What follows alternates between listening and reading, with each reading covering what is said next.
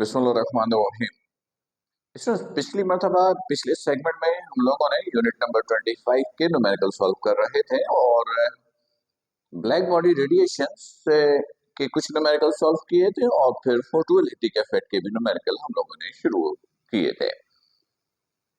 आज हम लोग दोबारा यूनिट नंबर 25 और फोटोइलेक्ट्रिक इफेक्ट के ही टॉपिक के न्यूमेरिकल पर बात करेंगे। तो आप लोग बुक ओपन कर लीजिए, कैलकुलेटर निकाल लीजिए, कॉपी रख लीजिए ताकि कैलकुलेशंस करने और न्यूमेरिकल समझने में आपको आसानी हो। एक मरतबा फिर आप लोग पेज नंबर ओपन करेंगे। ये यूनिट नंबर 25 में पेज नंबर ओपन करेंगे 233 और आज के सेगमेंट में हम लोग न्यूमेरिकल नंबर 5 को पहले अटेम्प्ट करेंगे। तो मैं भी बुक ओपन कर लेता हूं ताकि न्यूमेरिकल करने में और आपको समझाने में आसानी हो। पेज नंबर 233 ओके स्टूडेंट, मैं क्वेश्चन पढ़ रहा हूं, आप लोग सुनिए और समझिए। नंबर 5, अ 430 नैनोमीटर वॉलेट लाइट है, उसकी वेवलेंथ गिवन है 430 नैनोमीटर। वेवलेंथ को आप किससे लिखोगे? लैम्डा से। 430 नैनोमीटर, नैनो का मतलब होता है 10⁻⁻⁹ डेसीमीटर, राइट जी। नैनो मीन्स 10⁻⁻⁹, तो ये वेवलेंथ है वॉलेट लाइट की। फिर कहता है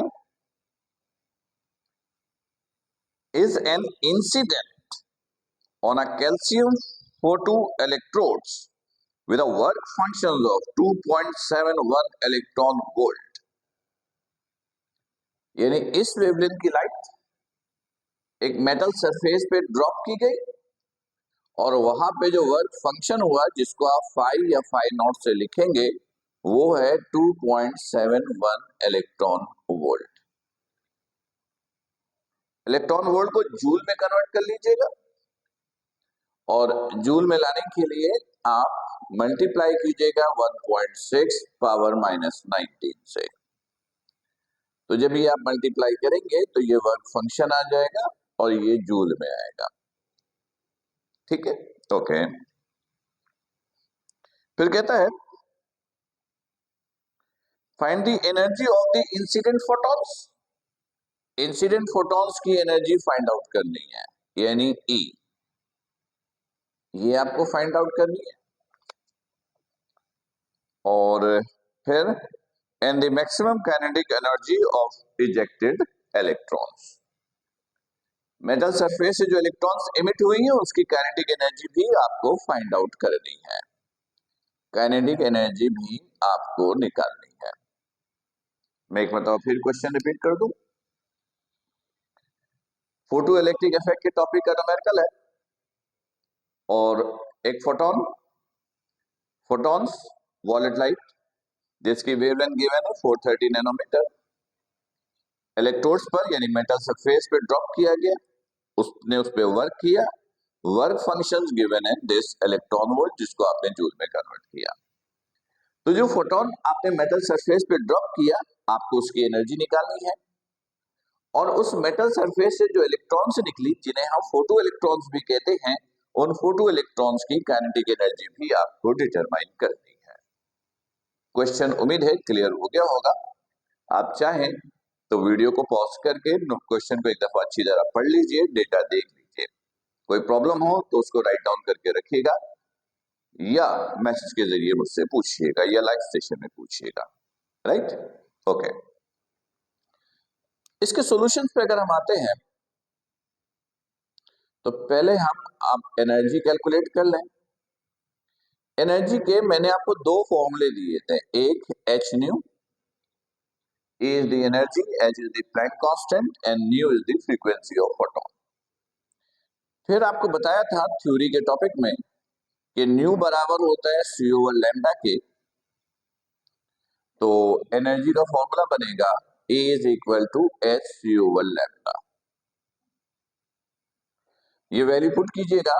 एच प्लैंक कांस्टेंट जो आपको याद रखना है 6.625 exponent -34, c is the speed of light 3 into 10⁸ और lambda is this 430 into 10⁻⁻9। Calculator की मदद से आप इसको सॉल्व कीजिएगा, आंसर आ जाएगा जूल में। आंसर किस में आएगा? जूल में।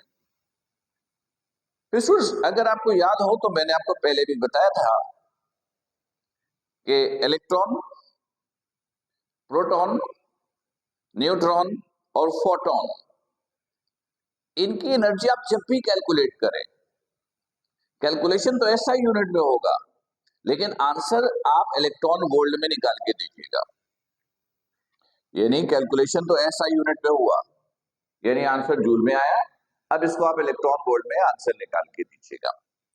और इलेक्ट्रॉन वोल्ट में आंसर निकालने के लिए इस वैल्यू को आप डिवाइड कर दीजिएगा 1.6 पावर -19 से, तो ये इलेक्ट्रॉन वोल्ट में आ जाएगा, दिस इलेक्ट्रॉन वोल्ट, राइट।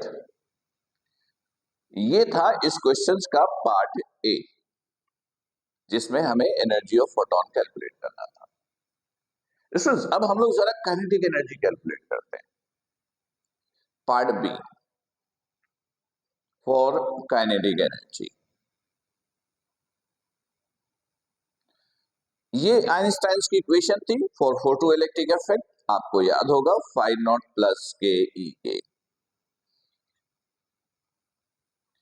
तो के ई इक्वल हो जाएगा E माइनस φ0, ये प्लस का, इस साइड आकर माइनस का। अब यहां पर दो ऑप्शन है आपके पास, देखिएगा, E भी एनर्जी, φ0 भी एनर्जी, ये भी एनर्जी। तो यहां पर यूनिट का इश्यू नहीं आएगा, यानी आप चाहें तो एनर्जी जूल में ले लीजिए, ये जूल है, φ0 जूल में ले लीजिए, माइनस कीजिए, काइनेटिक एनर्जी आएगा, जूल में आ जाएगा। फिर उस जूल को इलेक्ट्रॉन वोल्ट में कन्वर्ट कीजिए 1.6 पावर -19 से डिवाइड करके।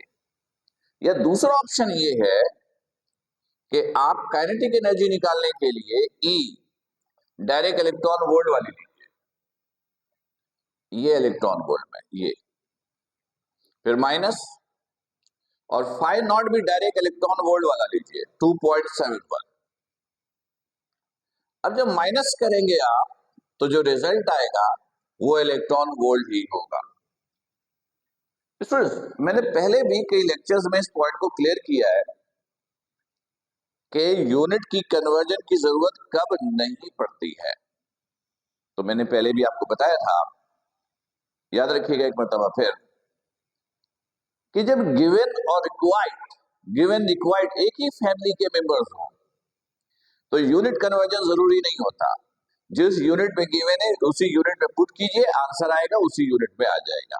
जैसे काइनेटिक एनर्जी फाइंड आउट कर ली थी, और ये दोनों भी एनर्जी है, मतलब सब एक ही फैमिली के मेंबर्स हैं, तो लिहाजा यहाँ पर यूनिट कन्वर्जन की जरूरत नहीं है।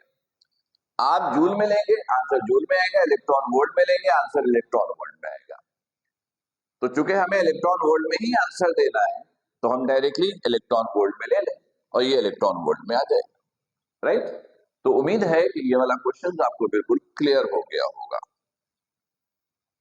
फिर भी कोई कंफ्यूजन हो तो आप मैसेज करके मुझसे डिस्कस कर सकते हैं, या लाइव सेशन जब हो तो उसमें भी आप मुझसे पूछ सकते हैं। अपना ख्याल रखिएगा। अगले न्यूमेरिकल के लिए अगला सेगमेंट आप लोग देखिए। अपना बहुत ख्याल रखिए। अस्सलाम वालेकुम।